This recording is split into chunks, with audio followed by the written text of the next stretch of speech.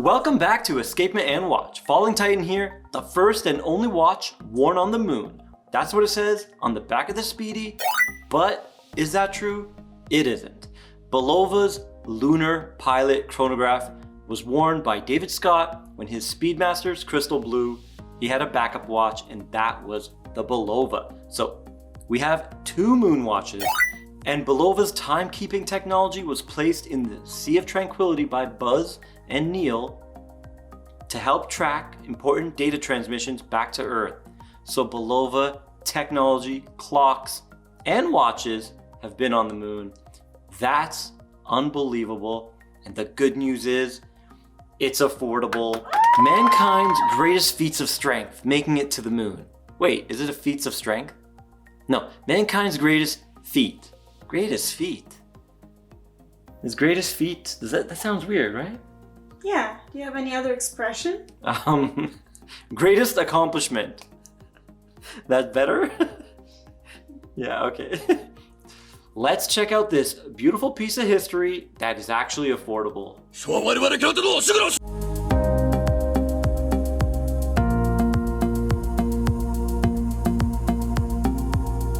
Let's begin. Thanks to Kavar Jewelers for lending this into the channel.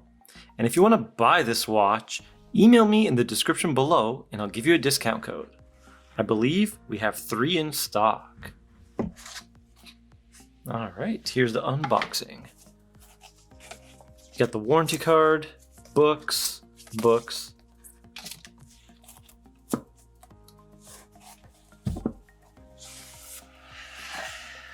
Move this off to the side.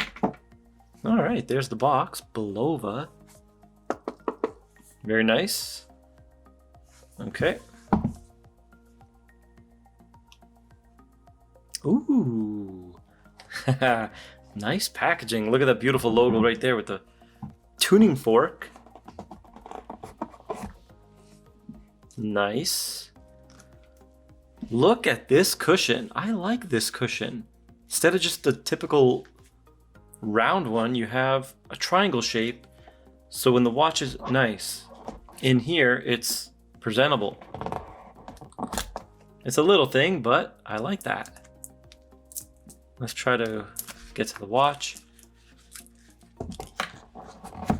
This has some heft to it.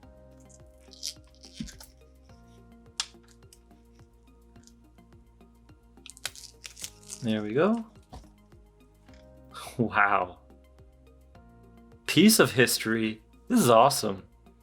Hey, the bracelet feels pretty good. Okay. Awesome. It's working.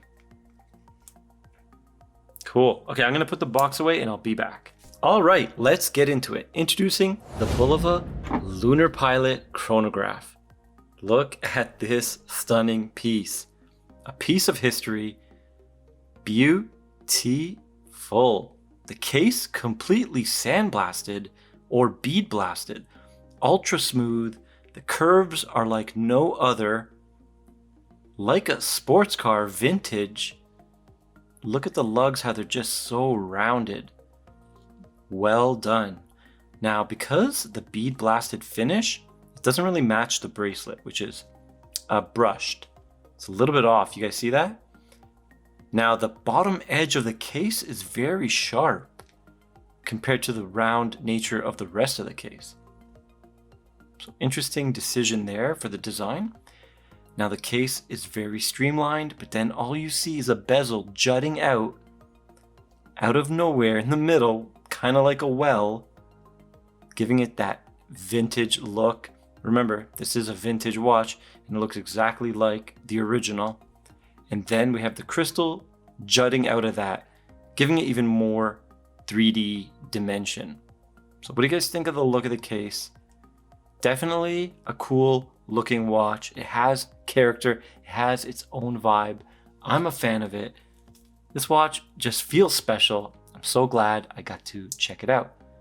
Now let's check out the movement of this watch. It is an ultra high frequency, high performance quartz.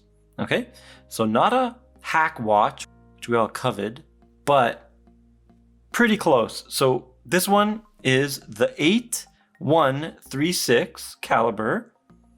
And by the way, it takes a SH927W battery. This one beats 8 times faster than the standard quartz. Standard quartz, 32,768 hertz. This one, times that by 8 and you'll get 262,000. All right, so a lot higher frequency. Bulova does this with their triple pronged quartz crystal. So very nice technology. And this one is rated at plus minus 5 seconds a month. Most quartz you're gonna get 15, but some owners have reported plus 10 seconds a year. So this one is an impressive one. Let me know down in the comments, what performance have you guys been getting with your Bulova Lunar Pilot, if you do have it. But if you do have it, I don't know why you're watching this review, because this is for potential buyers. So, but hopefully one of you guys are still watching. Now the measurements. I measured 45.2 in diameter, so it's a big one. 13.4 millimeters thick. That's with that jutting out flat sapphire. All right, so pretty thin, all things considered. And the lug to lug, 53 millimeters. Now that is pretty long. It's gonna wear large, so be wary of that. And the crown, beautiful signed Bulova crown, 8 millimeters, ultra big, and it is nicely tucked in. So nice crown there. I measured 20 millimeter lug width, and it does not taper whatsoever. It's a straight bracelet all the way. Now speaking of the bracelet, we have pretty good articulation. It sits flat. It seems ultra comfortable. I think it's push pins. There's arrows, but it's a butterfly. A lot of people not a fan of the butterfly. It has a little Bulova logo at the bottom of that butterfly. Completely milled, very nice. Solid links, solid end links. And there's the case back.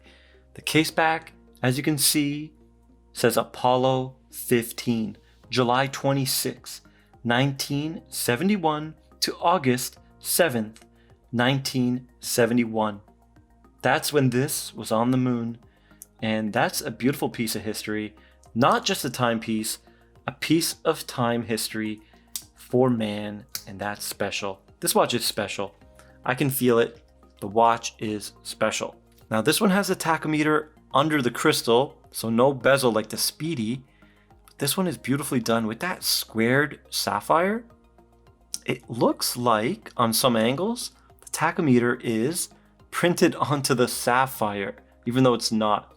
I'll try to show some angles of that so you guys can check it out. But it's a beautiful effect with this squared off crystal. It's a stunner. Now the sapphire crystal is coated with AR and it is blue. You guys can check it out when it hits the studio lights. There we go. See that blue reflection? And it's doing very well. Excellent crystal, has a lot of style. I know it's just flat and sticking out, but it just works. Let's get the chronograph started and check out the dial and hands. Look at the chronograph hand.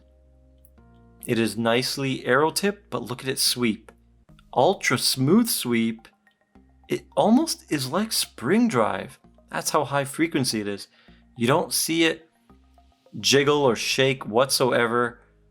There's no stutter. It's just a smooth sweep. Beautiful. Bulova technology. Loving that sweep. I'm a big fan. Now, the hour and minute hands are just stick hands. Almost like a thinner alpha style. Almost. And we got the batons for the sub dials. Now at the 3 o'clock, we have the 1/10 of a second sub dial. So very cool. You can see it spinning.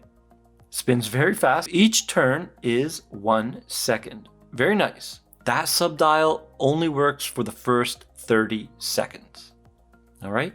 And at the 6 o'clock, the sub dial, you can see the 262 kilohertz. Very proud there.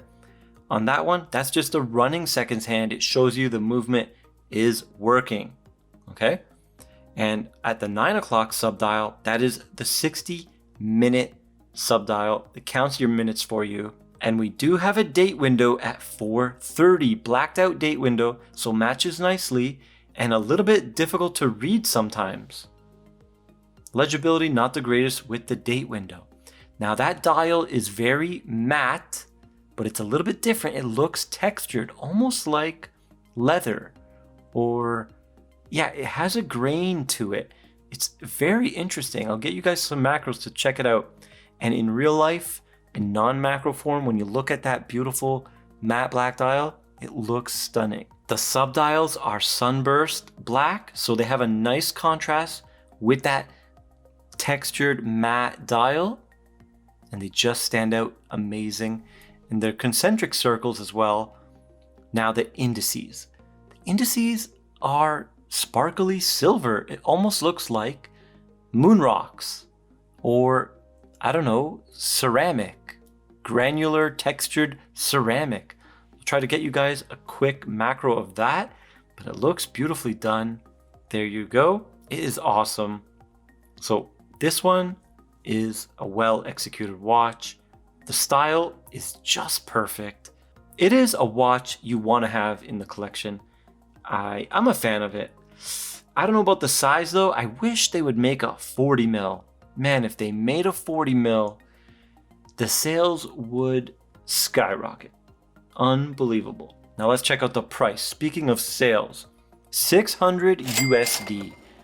That is a little bit high, but you're paying for history, you're paying for legacy, and you're getting a special watch. And you're not just getting a run-of-the-mill quartz, you're getting ultra high frequency quartz. Okay, so fair price in my opinion, especially for what this watch is, the second moon watch. All right, let's compare it with the SKX, because I know a lot of people have SKXs, and just to check out the size comparison. Now, the SKX is 42 millimeters, and this thing is 45. Look at that, guys. And look at those lug to lugs. Woo! SKX is so tiny compared to this thing.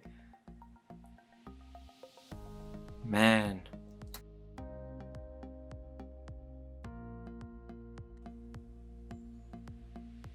Crazy. You know what? Let's do a wrist shot. Here it is on my 6.5 inch wrist. What do you guys think? Oh man, right away I can tell it is way too big for me. Remember, this is a moon watch, and this is the watch I would have took if I was going to the moon, because it's so legible and so big. The Speedy, a little bit smaller. If you put a Speedy next to this thing towers over it as well, and I think I would feel more confident in this. All right. Look at those beautiful pushers. Man, this watch is so cool. If they only made a smaller one, it's 100% added to the collection. Not even a chance to think about it. Not even a moment's hesitation. It's so cool. I love the history behind the Bulova. Now, guys, if you have a 7-inch wrist or higher, you guys are lucky. This is going to wear perfect on you. And look how beautiful this watch is. It's just unbelievable. This is a special one, okay? Let's check out the weight.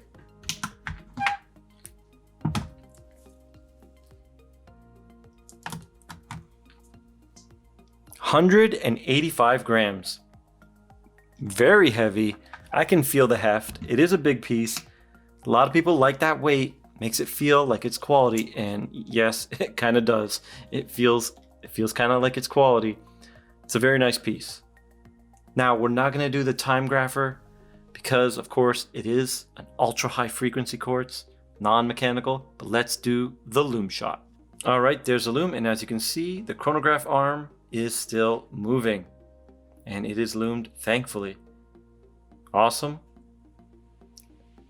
The 12 o'clock has a really thick indice and loom plot.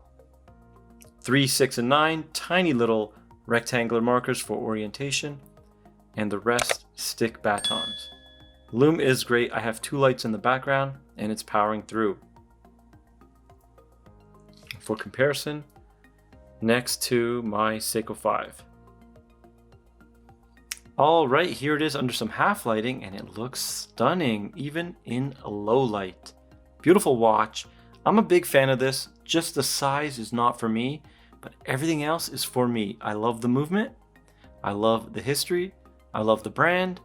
It's a great one. Now guys, if you like this video, please like, share, and subscribe, and I'll see you in the next one.